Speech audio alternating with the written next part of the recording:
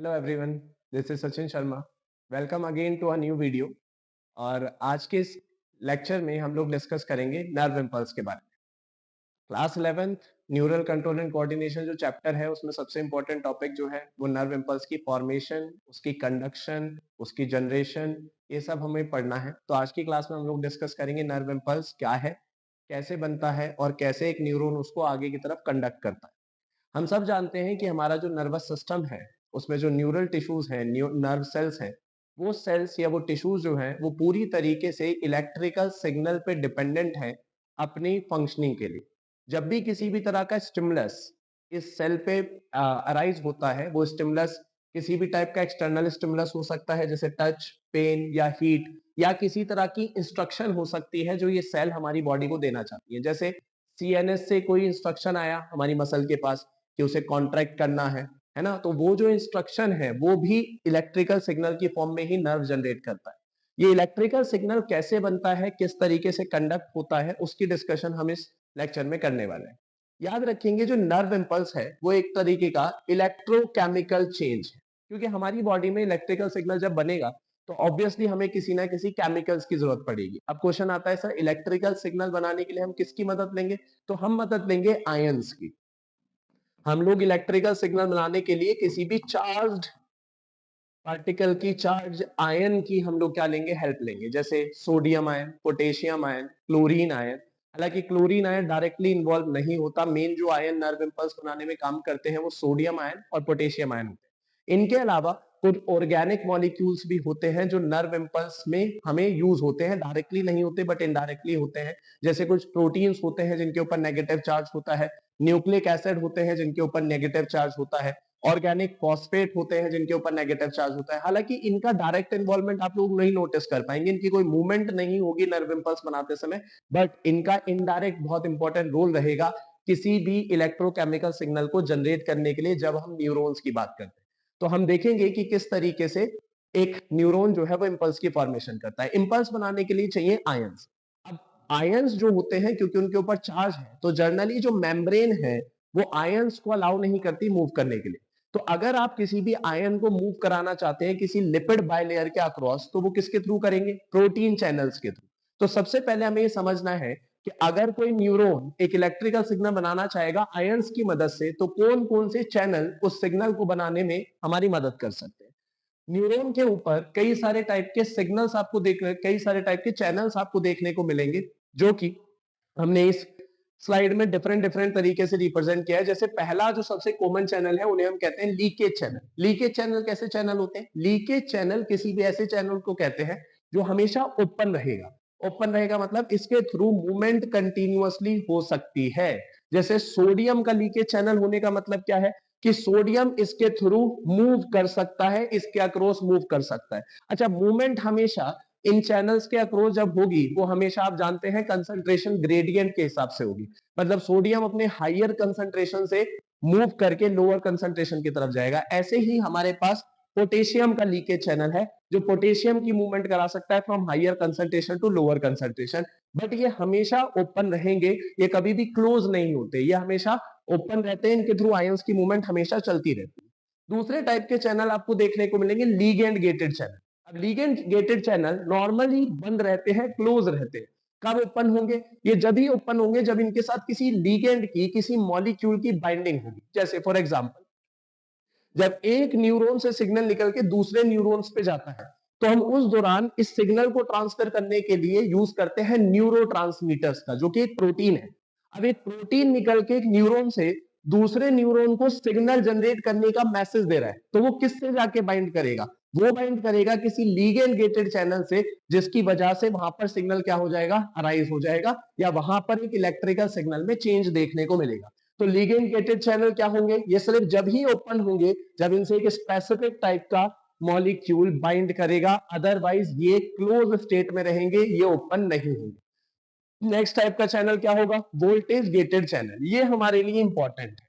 अगर आप nerve impulse की फॉर्मेशन को समझना चाहते हैं तो आपके लिए जो सबसे इंपॉर्टेंट चैनल है वो वोल्टेज गेटेड चैनल है। वोल्टेज गेटेड चैनल भी नॉर्मली बंद रहते हैं, क्लोज रहते हैं, बट ये ओपन कब होते हैं? जब मेम्ब्रेन में किसी तरह का वोल्टेज शिफ्ट होता है। जैसे उसका नॉर्मल वोल्टेज कुछ है, कुछ भी -70 वोल्टेज है, और वो शिफ्ट होके हल्का सा -60 या -50 के पास होगा, तो जैसे ही ये वोल्टेज शिफ्ट होगा वैसे ही ये चैनल्स ओपन होंगे, अदरवाइज ये ओपन नहीं होंगे, ये क्लोज रहेंगे।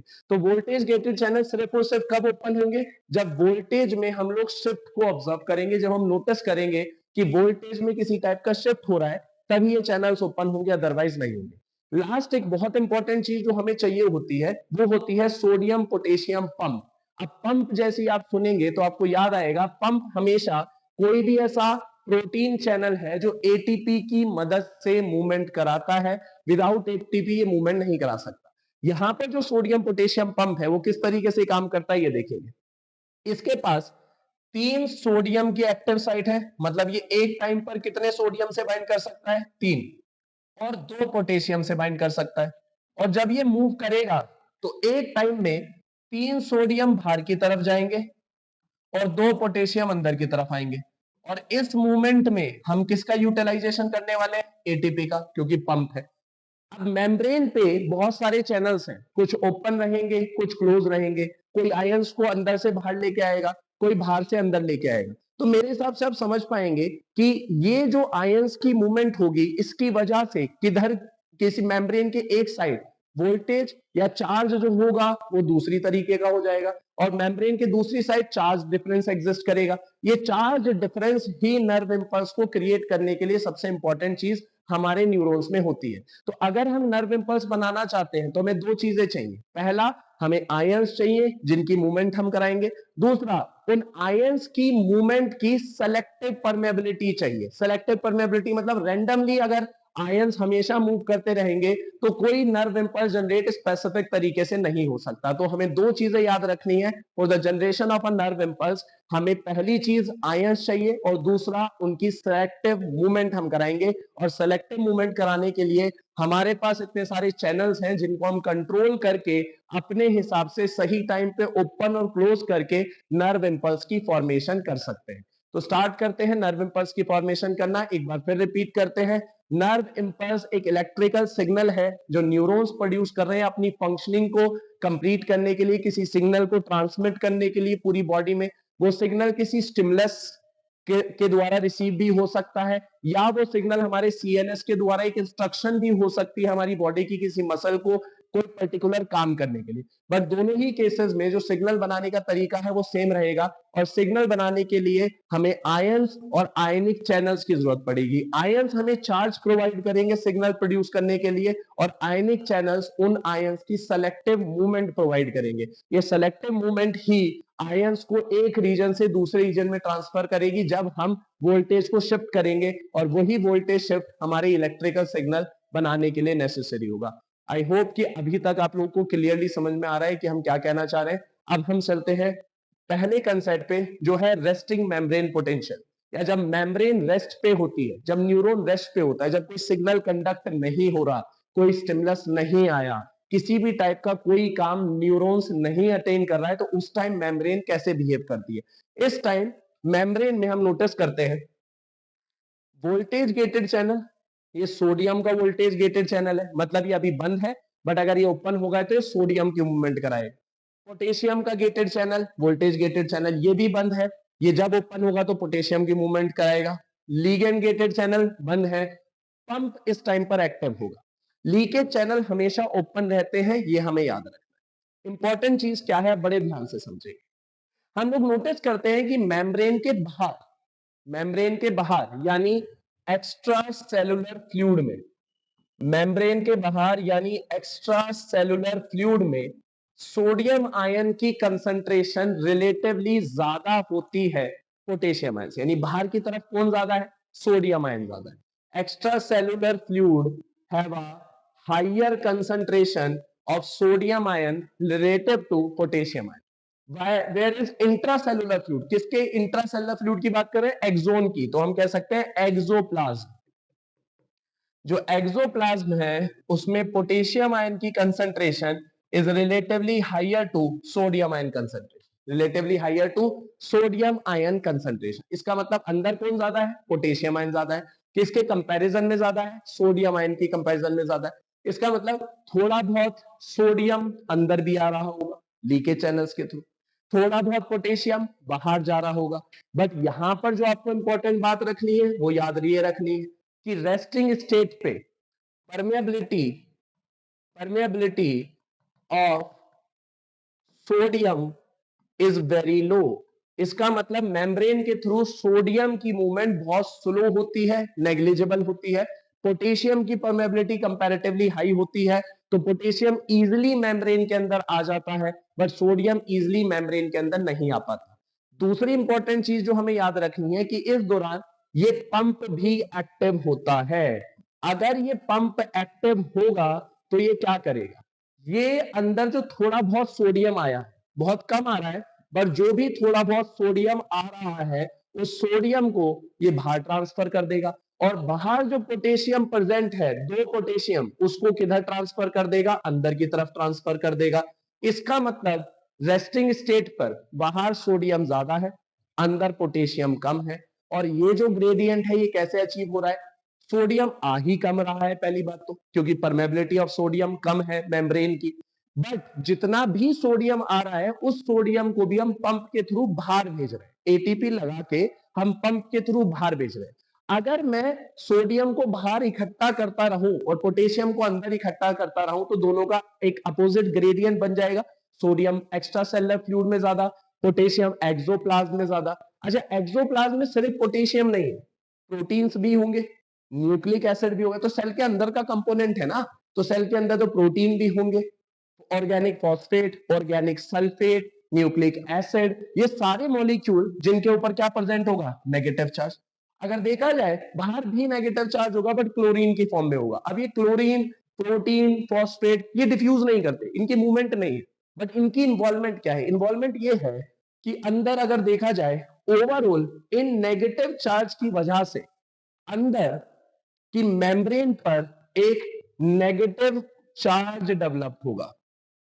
अंदर की मेम्ब्रेन पर कैसा चार्ज डेवलप होगा, नेगेटिव। इसका मतलब अंदर वाली मेम्ब्रेन, एक्सोप्लाज्म जो है, एक्सोलेमा जो है एक्सोन की मेम्ब्रेन, वो इनर साइड से नेगेटिव चार्ज डेवलप करेगी और बाहर की साइड से कैसा चार्ज डेवलप करेगी, पॉजिटिव। ऐसा क्यों हो रहा है, ऐसा इसलिए हो रहा है कि बाहर की तरफ कौन ज्यादा इकट्ठा हो रखा है, सोडियम आयन, अंदर की तरफ क्या है, पोटेशियम आयन। आप कहेंगे सर दोनों पे ही पॉजिटिव चार्ज है, बिल्कुल सही बात, बट अंदर नेगेटिव चार्ज भी तो बहुत ज्यादा है, प्रोटीन है नेगेटिव चार्ज, सल्फेट है, फॉस्फेट है, न्यूक्लिक एसिड है। अब ये सारे जो नेगेटिव चार्ज मॉलिक्यूल है इनकी वजह से अंदर वाली मेम्ब्रेन नेगेटिव चार्ज हो गई, बाहर वाली मेम्ब्रेन पॉजिटिव चार्ज हो गई। ये चार्ज डिफरेंस आपको वोल्टेज डिफरेंस की फॉर्म में क्या होगा, ऑब्जर्व करने को मिलेगा। और ये जो वोल्टेज डिफरेंस होता है इसको ही हम कहते हैं रेस्टिंग मेम्ब्रेन पोटेंशियल। अगर आप इस पोटेंशियल को मीजर करेंगे तो ये पोटेंशियल होता है रेस्ट पे -70 मिलीवोल्ट। कितना डिफरेंस है, -70 मिलीवोल्ट, विच मींस माइनस का मतलब क्या है, inner membrane is more negative as compare to outer membrane, और 70 मिलीवोल्ट इन दोनों के बीच में, मेम्ब्रेन के बीच में क्या है, पोटेंशियल डिफरेंस है, वोल्टेज का डिफरेंस है। इतना समझ में आ रहा है। तो रेस्टिंग मेम्ब्रेन जो होती है उस मेम्ब्रेन पर चार्ज होता है, इसीलिए हम इस टाइम इस मेम्ब्रेन को पोलराइज्ड स्टेट में कहते हैं। क्या कहते हैं, पोलराइज्ड स्टेट। तो इस टाइम जो मेम्ब्रेन है वो पोलराइज्ड स्टेट में है, यानी इसके ऊपर चार्ज है। अब क्या क्या बातें याद रखनी है हमें, जब मेम्ब्रेन रेस्ट पे होगी तो लीकेज चैनल ओपन होंगे, वो तो हमेशा ही ओपन होंगे। वोल्टेज गेटेड चैनल क्लोज्ड है, लिगेंड गेटेड चैनल क्लोज है, जब कोई सिग्नल नहीं आ रहा, वोल्टेज में शिफ्ट नहीं हो रहा तो वो क्लोज है। पंप एक्टिव है, इस टाइम पर सोडियम की परमेबिलिटी ज्यादा है, सॉरी पोटेशियम की परमेबिलिटी ज्यादा है, सोडियम की परमेबिलिटी कम है। अब क्योंकि सोडियम की परमेबिलिटी कम है तो सोडियम सेल के अंदर बहुत स्लोली आ रहा है, ना के बराबर आ रहा है, बट जितना भी आ रहा है उसको हम पंप के थ्रू बाहर भेज रहे हैं, जिसकी वजह से बाहर की तरफ सोडियम इकट्ठा हो गया, अंदर पोटेशियम इकट्ठा हो गया। दोनों पे ही पॉजिटिव चार्ज है बट अंदर नेगेटिव चार्ज ऑर्गेनिक मॉलिक्यूल्स बहुत सारे हैं, protein, nucleic acid, phosphate, sulphate, organic phosphate वगैरह, ये सब नेगेटिव चार्ज जो मॉलिक्यूल है इनकी वजह से अंदर वाली मेम्ब्रेन पर एक नेगेटिव चार्ज डेवलप हुआ, बाहर वाली मेम्ब्रेन पे एक पॉजिटिव चार्ज डेवलप हुआ। इस चार्ज डिफरेंस को हमने जब नोटिस किया, हमने जब मीजर किया तो हमें कितना मिला, -70 मिलीवोल्ट। क्योंकि मेम्ब्रेन रेस्ट पे है तो हमने इसे रेस्टिंग मेम्ब्रेन पोटेंशियल कह दिया। हमें क्योंकि चार्ज चाहिए सिग्नल बनाने के लिए, तो चार्ज हमारे पास अवेलेबल है। जब सिग्नल बनेगा तो हम इस वोल्टेज में जो शिफ्ट करेंगे, इलेक्ट्रोकेमिकल शिफ्ट जो हम नोटिस करेंगे, वही हमारा एक्शन पोटेंशियल या नर्व इंपल्स कहलाएगा। कैसे जनरेट होता है ये शिफ्ट, अब वो देखते हैं। अब समझते हैं। अब मान लेते हैं कि ये हमारा न्यूरॉन रेस्ट पर था। अगर रेस्ट पर है तो इसके अंदर वाली मेम्ब्रेन नेगेटिव चार्ज है, अंदर वाली मेम्ब्रेन नेगेटिव चार्ज है, बाहर वाली मेम्ब्रेन पॉजिटिव चार्ज है। अभी जो हम पढ़ के आए हैं, बाहर वाले सरफेस पे या एक्स्ट्रा सेलुलर फ्लूइड में सोडियम आयन बहुत ज्यादा भरा हुआ है, अंदर वाले सरफेस में पोटेशियम आयन भरा हुआ है, नेगेटिव चार्ज प्रोटीन वगैरह भी है। मान लेते हैं ये सोडियम का वोल्टेज गेट है, ये पोटेशियम का वोल्टेज गेट है, अभी दोनों ही बंद है। अब इस न्यूरॉन के किसी एक स्पेसिफिक रीजन पे कोई स्टिमुलस अप्लाई होता है। मान लेते हैं हम उस रीजन को ये वाला हिस्सा मान लेते हैं कि इस वाले हिस्से पे एक ट्रिगर जोन डेवलप होता है। ट्रिगर जोन क्या कहलाता है? ट्रिगर जोन वो जोन है जहां पर स्टिमुलस अप्लाई होगा। ट्रिगर जोन वो जोन है जहां पर स्टिमुलस अप्लाई होगा। इस पॉइंट पर कोई स्टिमुलस अप्लाई होता है। स्टिमुलस के अप्लाई होते ही क्या होता है, अब बड़े ध्यान से सुनना है, क्या क्या चेंजेस आते हैं जब स्टिमुलस अप्लाई होता है। स्टिमुलस के अप्लाई होते ही क्या सीक्वेंस में चेंजेस आप लोग ऑब्जर्व करेंगे, वो हम समझते हैं।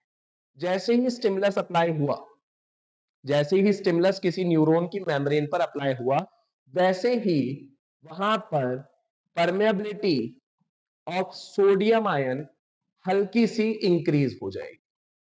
अभी हमने नोटिस किया कि परमेबिलिटी सोडियम आयन की कम थी जब वो रेस्ट पे था, तो जैसे ही स्टिमुलस आएगा तो सोडियम आयन की परमेबिलिटी क्या हो जाएगी? बढ़ जाएगी हल्की सी। सोडियम आयन की परमेबिलिटी बढ़ेगी तो सोडियम अंदर की तरफ मूव करेगा। सोडियम जब अंदर की तरफ मूव करेगा तो जो पोटेंशियल डिफरेंस था उसमें शिफ्ट होगा या नहीं होगा? अब फिर से समझते हैं। अंदर कितना चार्ज है? नेगेटिव है। बाहर क्या है? पॉजिटिव है। कितना डिफरेंस है? -70 का है। तो अगर पॉजिटिव अंदर जाना शुरू होगा तो वैल्यू ये पॉजिटिव की तरफ शिफ्ट होगी, मतलब -70 से -65 होगी, -65 से -60 होगी, और -60 से -55 होगी। ये -55 वाली वैल्यू बहुत इंपॉर्टेंट है। जैसे ही स्टिमुलस आया, सोडियम की परमेबिलिटी बढ़ी, सोडियम का थोड़ा बहुत इन्फ्लक्स हुआ, इसकी वजह से वोल्टेज शिफ्ट हुआ, इसकी वजह से वोल्टेज शिफ्ट हुआ। वोल्टेज जब -55 मिलीवोल्ट पर पहुंच जाता है, जैसे ही वोल्टेज -55 मिलीवोल्ट पे पहुंच जाता है, तो उस हिस्से के, उस ट्रिगर जोन के जितने भी सोडियम गेट हैं, जो वोल्टेज गेट्स हैं, वो सारे के सारे एक साथ ओपन हो जाते हैं। जो वोल्टेज गेट है वो सारे के सारे एक साथ क्या हो जाते हैं? ओपन। यानी ये वाला जो गेट आप देख रहे हैं, सोडियम गेट, ये ओपन हो जाएगा, और सोडियम गेट के ओपन होते सोडियम का मैसिव इनफ्लक्स होगा, मतलब सोडियम बहुत तेजी से अंदर की तरफ एंटर करना शुरू होगा, बहुत तेजी से। क्यों हुआ? क्योंकि वोल्टेज गेटेड चैनल ओपन हो गए। वोल्टेज गेटेड चैनल ओपन होते ही सोडियम का क्या हुआ? इनफ्लक्स हुआ। अब बताओ, सोडियम का जब इनफ्लक्स होगा तो अंदर बहुत सारा पॉजिटिव चार्ज एंटर करेगा, तो अंदर वाली मेम्ब्रेन इस ट्रिगर जोन की कैसी हो जानी चाहिए? पॉजिटिव। अंदर वाली मेम्ब्रेन इस ट्रिगर जोन की, बाकी न्यूरल मेम्ब्रेन पे भी चेंज नहीं आया, अभी सिर्फ यहां पर चेंज आया। तो अंदर वाली मेम्ब्रेन कैसी हो गई? पॉजिटिव। और जो बाहर वाला हिस्सा था वो इसके कंपैरिजन में अब कैसा हो जाएगा? नेगेटिव। तो अंदर वाली मेम्ब्रेन पॉजिटिव, बाहर वाली मेम्ब्रेन नेगेटिव। पहली बात, रेस्टिंग स्टेट से रिवर्स हो गया। रेस्टिंग स्टेट पे अंदर नेगेटिव चार्ज था, बाहर पॉजिटिव था। अब अंदर पॉजिटिव है, बाहर नेगेटिव है, इसको हम कहते हैं डीपोलराइज्ड स्टेट या डीपोलराइजेशन।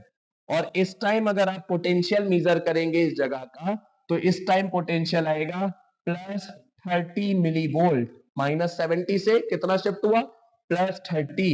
ये कहलाता है एक्शन पोटेंशियल या नर्व इंपल्स।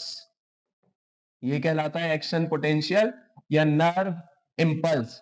इस टाइम जो ट्रिगर जोन के आसपास पंप होते हैं उनको हम इनएक्टिव कर देते हैं, क्योंकि फायदा क्या? अगर पंप काम करेगा तो जितना सोडियम आएगा वो फटाफट बाहर जाता रहेगा, और अगर बाहर जाता रहेगा तो फिर डीपोलराइजेशन तो होगा ही नहीं।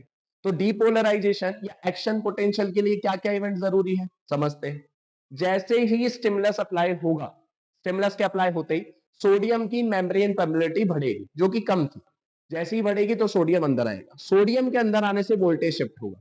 वोल्टेज -70 है रेस्ट पे, वो शिफ्ट होके जब -55 पहुंचेगा तो वोल्टेज गेटेड चैनल वेट कर रहे हैं इस वैल्यू का। इसको कहते हैं बेटा थ्रेशोल्ड वोल्टेज।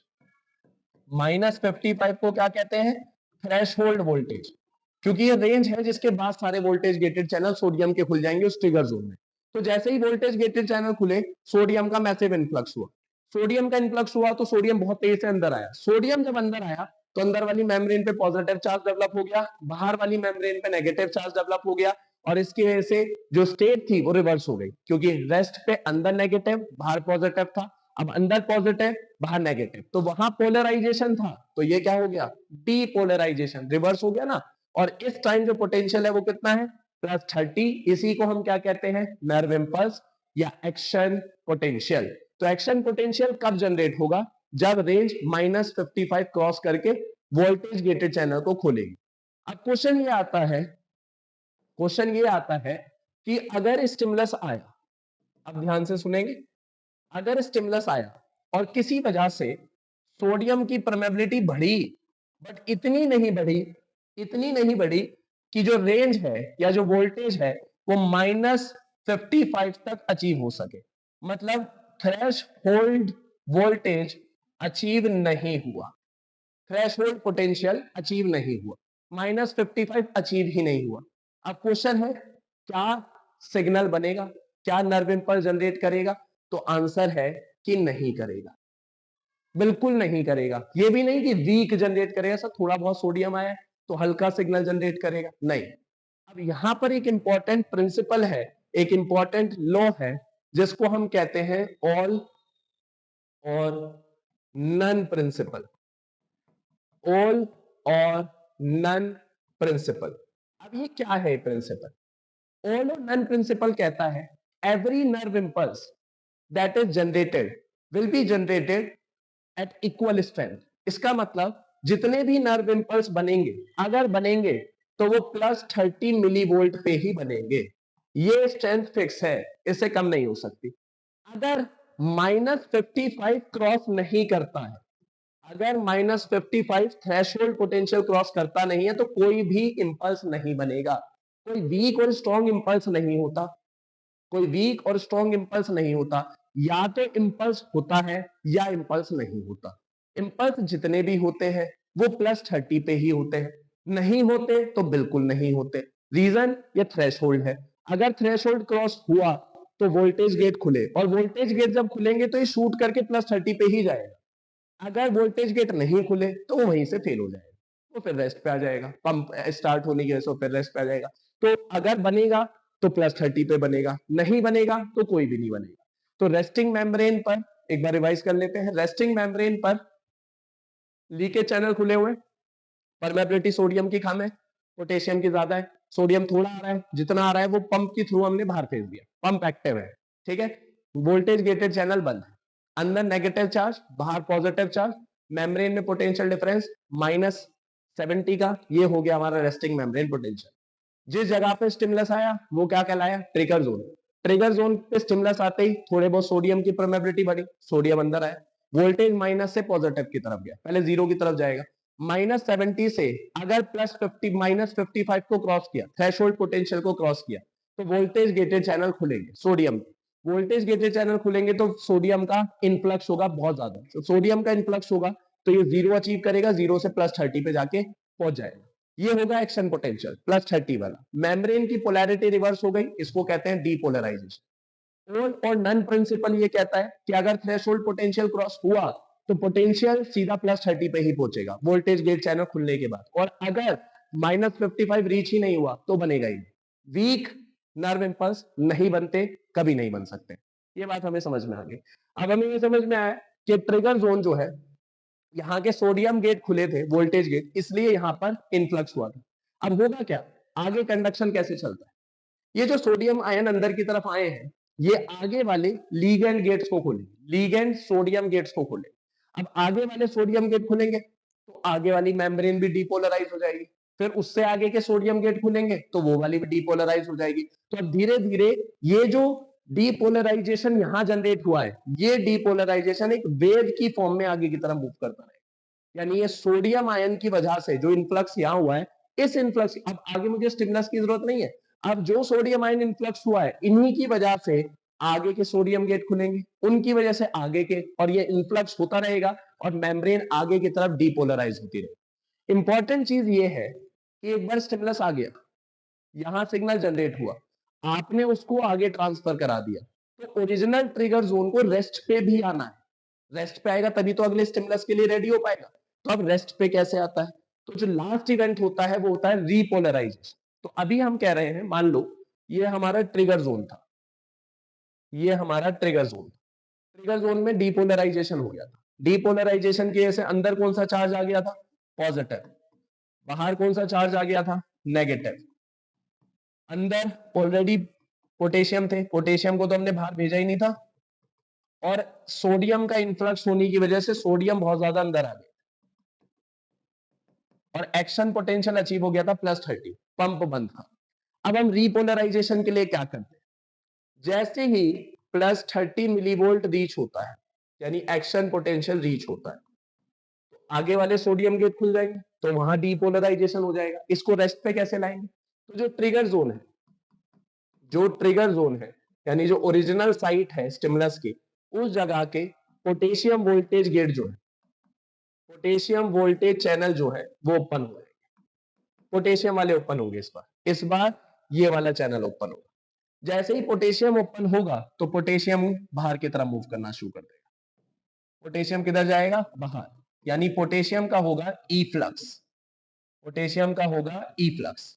जब पोटेशियम का ई फ्लक्स होगा तो फिर से जो पोटेंशियल है वो शिफ्ट होगा। कैसे शिफ्ट होगा, अंदर की तरफ जो मेम्ब्रेन है, अंदर की तरफ जो मेम्ब्रेन है वो वापस नेगेटिव होना स्टार्ट हो जाएगी, क्योंकि पॉजिटिव चार्ज बाहर जा रहा है, तो अंदर वाली मेम्ब्रेन वापस क्या होना स्टार्ट हो जाएगी, नेगेटिव, और बाहर वाली मेम्ब्रेन फिर से क्या स्टार्ट हो जाएगी, पॉजिटिव होना।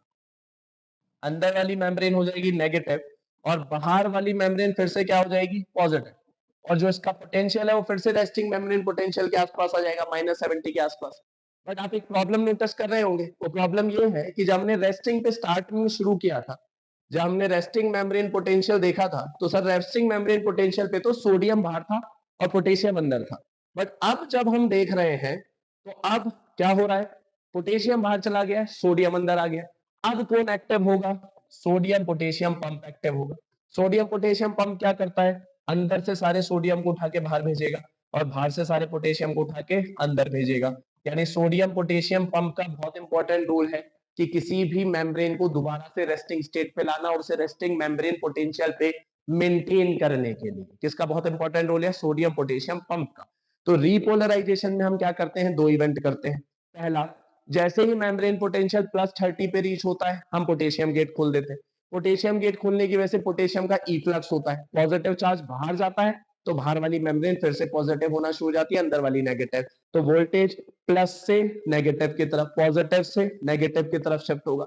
बट प्रॉब्लम है कि बाहर जा कौन रहा है, पोटेशियम, हम चाहते हैं कौन है बाहर, सोडियम। तो अब हम किसको एक्टिव करेंगे, सोडियम पोटेशियम पंप को। तो अगर आपसे पूछा जाए लीकेज चैनल कब ओपन है, हर टाइम ओपन है। वोल्टेज गेटेड चैनल कब ओपन है, तो किसका वोल्टेज गेटेड चैनल, डीपोलराइजेशन होते समय सोडियम का वोल्टेज गेट खुला, रीपोलराइजेशन होते समय पोटेशियम का वोल्टेज गेट खुला। पंप कब एक्टिव है, रेस्टिंग मेम्ब्रेन पे पोटेंशियल पे एक्टिव है, यानी पोलराइजेशन पे एक्टिव है, और रीपोलराइजेशन पे एक्टिव है। कब बंद हुआ, डीपोलराइजेशन पे बंद हुआ। ये बहुत कॉमन क्वेश्चन है जो पूछ लिए जाते हैं, तो आपको याद रखना है कौन सा पंप कब एक्टिव होता है और कब इनएक्टिव होता है, कब ओपन होता है, कब क्लोज होता है, कौन सा चैनल कब काम करेगा, क्या काम करेगा। तो ये होता है नर्व इंपल्स को बनाने के 3 स्टेप, पोलराइजेशन, डीपोलराइजेशन, रीपोलराइजेशन। इसी चीज को अगर हम ग्राफिकल मैनर में समझें, तो ये हमने एक ग्राफ ड्रॉ किया है जहां पर वाई एक्सेस पे हमने मेम्ब्रेन का पोटेंशियल रखा है, -70 से +30 की रेंज है, और नीचे टाइम है जो मिली सेकेंड में। अब जब मेम्ब्रेन काम नहीं कर रही है तो रेस्ट पे है, तो रेस्टिंग पोटेंशियल कितना है, -70। इस पॉइंट पे मान लेते हैं स्टिमुलस अप्लाई हुआ होगा। तो जब स्टिमुलस अप्लाई हुआ होगा तो आपको याद है हल्की फुल्की सोडियम की परमेबिलिटी बढ़ी होगी, सोडियम के इन्फ्लक्स से क्या हुआ होगा कि -70 से +55, -55 तक पहुंचा होगा। अच्छा, अगर ऐसा होता कि यहाँ पर भी एक स्टिमुलस आता, बट उसकी वजह से जो थ्रेशोल्ड फ्रीक्वेंसी वो अचीव ही नहीं हो पाती, तो इसको हम कह देते हैं फेल्ड स्टिमुलस। फेल्ड स्टिमुलस, इसका मतलब इसके लिए सिग्नल ही नहीं बनेगा। क्यों नहीं बनेगा? क्योंकि हमने ऑल और नन रो पढ़ा है कि बेटा अगर बनेगा तो -55 के बाद ही बनेगा, उससे पहले बन ही नहीं सकता। तो ये वाला जो स्टिमुलस है फेल हो गया, फिर रेस्ट पे आ जाएगी मेमोरी। ये वाले स्टिमुलस ने थ्रेशोल्ड फ्रीक्वेंसी क्रॉस कर दी। जैसी थ्रेशोल्ड फ्रीक्वेंसी क्रॉस करी तो हमें पता है सोडियम के जो गेट थे वो हमने ओपन कर दिए। सोडियम के गेट ओपन हुए तो डीपोलराइजेशन हुआ। पोटेंशियल कहां तक पहुंच गया? +30 तक। +30 पे क्या हुआ? पोटेशियम के गेट ओपन हो गए, यानी पोटेशियम का इफ्लक्स हुआ। पोटेशियम का इफ्लक्स हुआ तो मेम्ब्रेन रिपोलराइज हुई। जनरली हम नोटिस करते हैं जब पोटेशियम बाहर जाता है तो जितना जाना चाहिए उससे ज्यादा चला जाता है, तो कई बार पोटेंशियल डिफरेंस -70 से नीचे पहुंच जाता है, -80 -90 तक, और इसको हम कहते हैं हाइपर पोलराइजेशन। हाइपर पोलराइजेशन फिर से नॉर्मल हो जाएगी पंप की मदद से। जो पंप होगा वो फिर से इसको नॉर्मल कर देगा। इंपॉर्टेंट चीज ये है कि एक स्टिमुलस के सिग्नल जनरेट होने के बाद और दोबारा रेस्ट पर आने तक, दोबारा जब तक वो रेस्ट पे नहीं आता, और जब एक एक्शन पोटेंशियल जनरेट हो गया और दोबारा रेस्ट पे आने तक, ये कोई दूसरा stimulus, no new stimulus can generate a signal. यहां पर कोई स्टिमुलस अगर आता भी है इस ट्रिगर जोन पे तो वो एक नया सिग्नल नहीं बना सकता। इसको कहते हैं, यहां पर अगर कोई सिग्नल आता भी है तो यहां पर कोई भी नया स्टिमुलस क्या नहीं हो सकता? जनरेट नहीं हो सकता। ठीक है, इस वाले टाइम पर कोई भी नया स्टिमुलस जनरेट नहीं होता। इसे कहते हैं रिफ्रैक्टरी पीरियड। इसको कहा जाता है रिफ्रैक्टरी पीरियड।